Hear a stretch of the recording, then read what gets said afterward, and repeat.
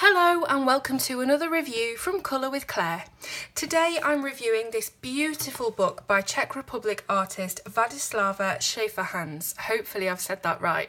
And this is called Májenka a Svatojánek, which I've definitely not said right, but apologies if you're from that area and I've completely mucked up how to say that.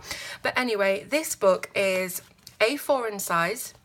It has a spiral binding at the top, and it has a thick card cover that has a very soft matte feel to it, so it's really nice. It's one of those books you just want to sit and rub. And on the back it's exactly the same, full colour, and it of course is written in, is it Czech that you call the language, or Slovak? I'm not sure, but yes, it's written in that language, so it isn't written in English, but there is a translation inside the book which we'll get to in a moment. So you open up, and first of all, on the flip side of the cover, you just have all the copyright information and things like that, the ISBN number. And then the first actual page of the book is the title page, and it does have a lovely little illustration for you to colour as well if you wanted to. We have a message here saying, "Dear Claire, for your pleasure, with love, AD," which must be her shop name or her... it's like a shortened name, I'm guessing, I'm not really sure. So we flip over and we have a little, what I'm assuming is a dedication, and then another little illustration for you to colour.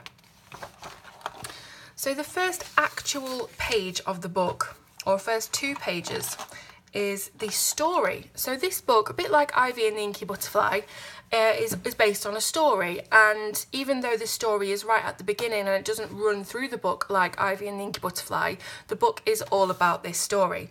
So obviously most of us cannot read this language, so what the creator has actually done really helpfully is to translate this to English and print it out on this beautiful little colour insert that's been nicely crimped on the edges, and it's just a nice little touch that she's thought about her English readers and, you know, translated that for us. There's also a cute little thank you card, and also an extra illustration on really thick card for you to colour. Very reminiscent of Maria Troll, the Botanicum, things like that. Really like that illustration.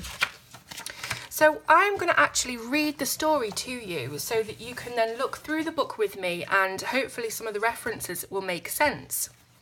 If you don't want to listen to me read this, you can just skip straight ahead, but I know a lot of you would like to hear me read it. So here we go. So it's called May, Johnny and the Mystery of the Firefly Birth, and I think that this means May and this means Johnny, so it's called May and Johnny. The warmth and the scent of the earth radiate from the still warm ground. It's slowly getting dark. The first star lit up on the sky. It blinks like a bright eye, showing us that this evening isn't going to be like any other. Human laughter resonates far and wide, and even the children don't have to go to bed early today. Boys are preparing the wood for the campfire, and girls jingle with their merry voices. And those who wish to get rich set off into the woods to find the blossom of the fern which will lead to a treasure. No, nobody will fall asleep tonight. A miraculous night full of magic is awaiting all of us. Everyone is full of excitement, waiting for the moment when the earth opens. The marsh fairies are already dancing in the forest, and if a man has a good heart, they will lead them to the treasure. If their soul is not pure, they will lead them to the marsh. The world got completely dark. Grandmothers took off to collect the magical herbs that would help them cure maladies for the whole next year. The girls hurried right behind them because they wanted to collect herbs too, though they had other intentions with it. The boys had already lit the fire, and those who were not collecting herbs gathered around it. Children were running and whooping. Grandfathers were sitting around and smoking their pipes. The young men were restlessly looking around, waiting for their lovers. The midsummer night was in full flow, and that was the time when my story took place. 18 years ago, a little girl was born in a cottage in the foothills of the Somava Mountains. Her mum died soon after giving birth, and the girl never got to know her dad. She grew up as an orphan. An old woman, a herbalist, took care of her, and because she was born on the 1st of May, she was named May. She was very clever and soon learned everything they taught her. When she reached the age of 15, the old woman who took care of her died, and May was left alone in the cottage. She grew into a beautiful young woman. Tonight she was getting ready to collect the magical herbs. The midsummer night was a great event for her, and she was always dressed nicely. She wore her festive dress and set out for the journey. She gathered flowers and made a wreath. She believed, like all the girls did, that a wreath made on a midsummer night contains magical power and will get her a young man. It was an extraordinary evening. She had walked this path before, yet tonight it felt like the first time. She reached the forest, which made way for her. It seemed strange, but she felt the urge to enter. After only a few steps, a fairy with butterfly wings appeared in front of her. She was very beautiful and sparkled like a star on the sky. The fairy tried to say something, but her speech was too quiet and too similar to the tinkle of a jingle bell. After a while, she flew up and took off. The only thing left were small white lights guiding May deeper into the forest. Meanwhile, the mill house is full of life. A miller is a jolly fellow, telling one story after another. The miller's sons with the other mill workers are sitting around the fire. The youngest of the sons is named Johnny, most likely because he was born on a midsummer night, which is also called St. John's Day. He hasn't been very lucky with his life so far. He always felt pushed aside. Not being as strong as his older brothers, he wasn't suited for mill work. Johnny prefers to read books, which is, according to his father, wasted time. Books are the path to intelligence and understanding, says his grandmother. She's the only one that understands. But she isn't there today because she's collecting herbs with her daughter. The older brothers are soon to get married and aren't short of girls, but Johnny hasn't yet found a girl to fall in love with. The flames are blazing very high and the boys are jumping over the fire. The mill is shaking with laughter. Johnny is sitting aside and watching the joy from the distance. Suddenly, a white butterfly lands on his arm. After a while, it flutters its wings and flies off again, leaving only little sparkles behind. The sparkles circle above Johnny's head, showing him a path outside in the landscape. Johnny doesn't hesitate a minute. He leaves the mill and walks across the dam of the pond, arriving at the meadow near the village. Voices can be heard. The midsummer festivities are in full swing. Here, too, the youth is jumping over the flames. Further away, the girls are throwing wreaths into the river. Johnny crosses the bridge and enters the woods. The forest seems different today. Even though Johnny knows it like the back of his hand, he doesn't recognise the path he's walking on. He follows the tinkling between the trees. When he reaches the source of it, he doesn't believe his own eyes. There's a glade with small dancing fairies, and on the other side of the glade appears the most beautiful girl he ever saw. Johnny stares at her, astonished, unable to move. Suddenly, a lightning flashes above the glade. There was a spark which formed 1,000 little stars. The time froze for a moment. The ground shook, the fairies stopped dancing, and the land went quiet. In the silence, only the beats of 2 young hearts could be heard. People nearby who were holding their breaths saw magnificent light shining on the sky. This unearthly peace was the work of no one less than Mrs. Love. We left May when small lights were guiding her further into the forest. She also heard the gentle tinkling, and when she arrived at the end of the forest and entered the glade with the dancing fairies, she caught sight of the most handsome young man she'd ever seen. Love always finds the right time, and it hasn't left this couple ever since. It stayed with them like the memory of St. John's night when a miracle happened, forever uniting 2 lonely souls into one. Something else happened that night too. The lightning was so great that it dispersed in all directions, striking every beetle flying around the glade. Since then, they've made light. In the honour of the miraculous night, they are called fireflies or lightning bugs. To this day, they fly around during warm evenings, but they are very rare. They remind us that there is still love left in the world, and we should keep nourishing it in our hearts, passing it on to the next generations. If love vanished, it would kill even the last fireflies, and we could never allow that. So that is the story, the beautiful story that accompanies this colouring book, and you will see from the gorgeous whimsical illustrations inside that this story is just beautifully illustrated. So first of all, we've got this cute little baby sat among all of these flowers and foliage, a couple of birds keeping watch, and then a house in the distance.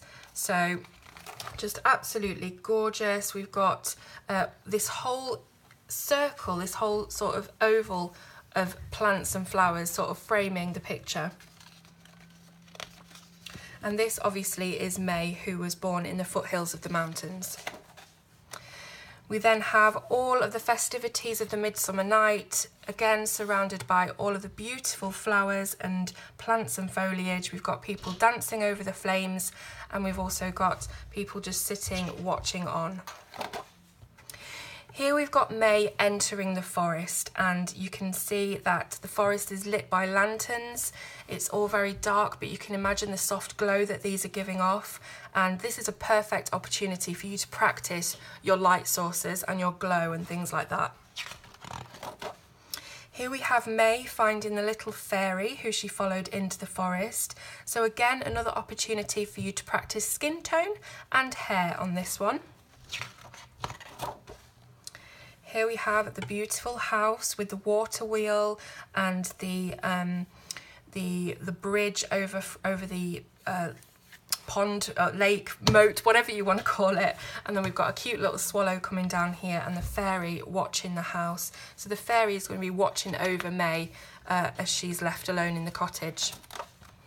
Here we've got all the girls washing their wreaths down the river, as we heard in the story. Again, we've got a sort of framing area of leaves, this tree, and some different types of plants and flowers. So here is Johnny watching all the festivities going on. He's left out, he's pushed to the side, and he's not really into it or included in any way. So he's just watching from the edge of the forest. We've got the fairies guarding their beautiful little treasure chest full of pearls and coins and lots of different bits of treasure. And of course, if you have a good heart, you will be led to the treasure, as we heard in the story. And then here we are. This is Johnny and May meeting and crossing the little pond on their boat, and they are in love for the rest of time, and the little fireflies are dotted around the sky. So you can see that I've coloured this one. I actually did this with Neo colours, so the water-soluble pastel crayons, but that was the only thing that I used on this whole page. I wanted to do the entire thing much like a watercolour type of painting rather than a very neat colouring, and I think it worked. There is a lot of water on this page, so yeah, I think it looks pretty good. The only other thing that I did was add a very, very thin layer of stickles to the water, just to give it a little bit of a shine and a sparkle. And that brings us to the end of the book. So it's not a long book, it's not a big book, it doesn't contain loads and loads of images, but I think from the quality of the images that we've seen looking through it, it's definitely worth a buy, especially if you love whimsical stories and, you know, just a lovely, charming, very cozy illustration. So the paper itself is an off-white sort of creamy colour, and it's very, very thick. So I'll do the ping test. Really, really thick paper. It's got the perfect amount of tooth. It's not too rough, but it's not too glossy either. It's just perfect. And of course it is one-sided. So as I did with the Neo colours, you can use anything you want on this book. So how much is it? Well, it's currently £6.83. You can get it from Vladislava's Etsy, which I'll be linking in the description below, and you can have it shipped anywhere you want. Obviously postage prices will differ, so I can't give you exact prices on where you are in the world, but if you just go on the Etsy link and go through the checkout process, you'll find out your total. So I really hope that you've loved this book as much as I have. I've had it in for a few weeks now and I just haven't got round to reviewing it until now, and then I was reminded of it last night and I thought I've got to show you guys this because it's just a cute little book, very, very sweet, and the illustrations really are good quality. So let me know in the comments if you liked it. Please give this video a thumbs up and also subscribe to my channel if you haven't already. Thanks so much, and I'll see you next time on Colour with Claire.